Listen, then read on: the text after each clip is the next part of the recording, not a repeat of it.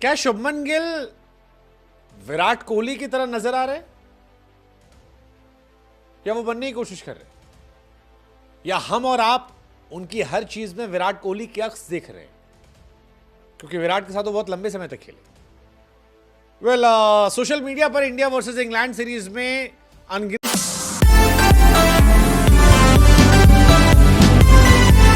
क्या शुभमन गिल विराट कोहली की तरह नजर आ रहे हैं या वो बनने की कोशिश कर रहे हैं, या हम और आप उनकी हर चीज में विराट कोहली के अक्स देख रहे हैं? क्योंकि विराट के साथ वो बहुत लंबे समय तक खेले।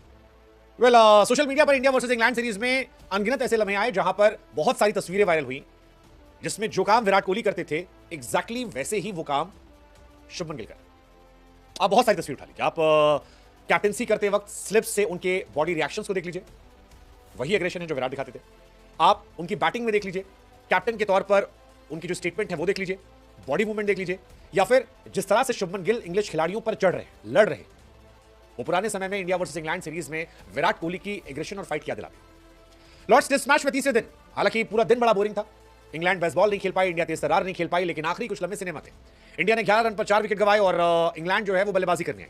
ये एक्सपेक्टेड था कि शायद 3 ओवर इंडिया गेंदबाजी करेगी। इंडिया एक्सपेक्ट कर रही थी कि 3 ओवर में अगर 1 विकेट भी निकल आया तो मैच इंडिया का बन जाएगा। लेकिन जिस वक्त ये मैच शुरू हुआ उस वक्त जैक क्रॉली ने कुछ ऐसा किया जिसको लेकर बवाल हुआ। जैक क्रॉली, जिन्हें बैटिंग करनी शायद नहीं आती है क्योंकि बहुत दिन से उनको बैटिंग करते हुए देखा नहीं है, वो इस दिन थोड़ा डरे डरे नजर आए। काफी ड्रामा रहा।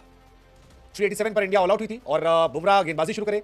जैसे ही बुमराह ने रनअप लिया पहले ओवर में पहली गेंद पर, वहां से जैक क्रॉली का हिसाब किताब शुरू हुआ। पहली बॉल डॉट, दूसरी बॉल सिंगल, तीसरी बॉल पर जैक क्रॉली ने क्रिस छोड़ दी। काफी तमाशा हुआ। शुभमन गिल सामने आए और काफी ज्यादा क्रिटिसाइज किया, कहा कि हैव सम बॉल्स मैन, और ये बहुत ज्यादा वायरल हुआ।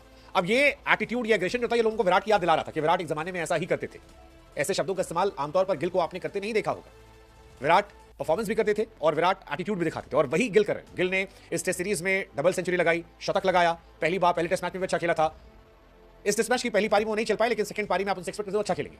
लेकिन जब ये मूवमेंट चला था, विराट क्रॉली के पास गए और बाकायदा हाथों से इशारा करते हुए कहा कि हैव सम बॉल्स मैन, और ये बहुत खतरनाक रिएक्शन था जैक क्रॉली के पास जाना।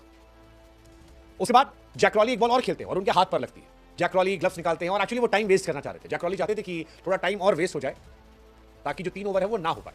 ऐसी हरकतें अक्सर प्लेयर करते हैं डिस्ट्रैक्ट करने के लिए या बढ़ाने के लिए। कई बार बैड लाइट में आपने देखा होता है। इंडिया ने भी किया था T20 वर्ल्ड कप में, ऋषभ पंत जानबूझ के बीमार पड़ गए थे।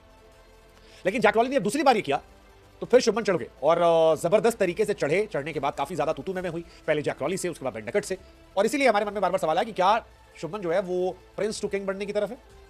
हालांकि सीरीज में शुभमन गिल ने प्रिंस से किंग का सफर शुरू करना कर दिया, क्योंकि विराट कोहली का जो इंग्लैंड सीरीज में सबसे ज्यादा रन बनाने का रिकॉर्ड था वो तोड़ दिया है, और अब वो विराट के एग्रेशन की तरफ भी बढ़ रहे हैं। बहुत सारे लोग ये मान रहे हैं कि Prince on the king path, मतलब हालांकि कई लोग ये कह रहे हैं कि अब इमेजिन करो कि विराट कोहली भी यहाँ होते और वो गिल के साथ होते और फिर दोनों चढ़ते तो कहानी अलग होती।